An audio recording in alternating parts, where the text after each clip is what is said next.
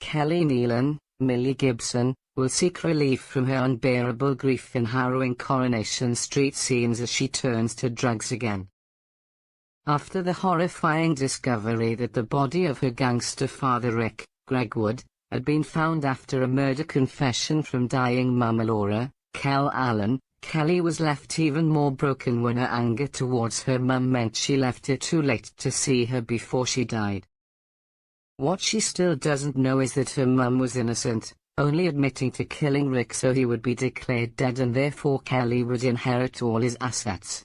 Gary Windus, Mikey North, is the real guilty party, but kept quiet so he could continue being a guardian to a troubled Kelly.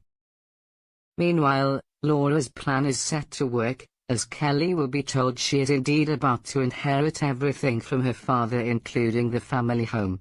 Overwhelmed by recent events, Kelly asks Gary to check on the house, and when he brings back some of her childhood belongings, she breaks down. Rushing out, Kelly heads to Victoria Gardens. But rather than sitting in quiet reflection or calling on someone for support, she takes a bottle of her mum's morphine out of her pocket. As Kelly unscrews the lid on the morphine, recovering addict Abby Webster, Sally Carmen, arrives. Will she help Kelly?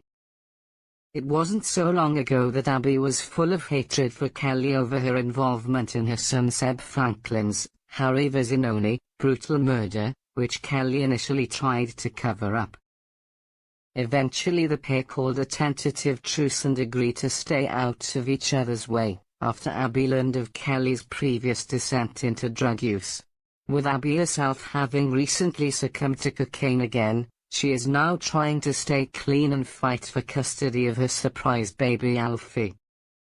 With such a difficult history between Abby and Kelly, will Abby feel for Kelly and stop her from taking the morphine, or will the teen take a devastating overdose?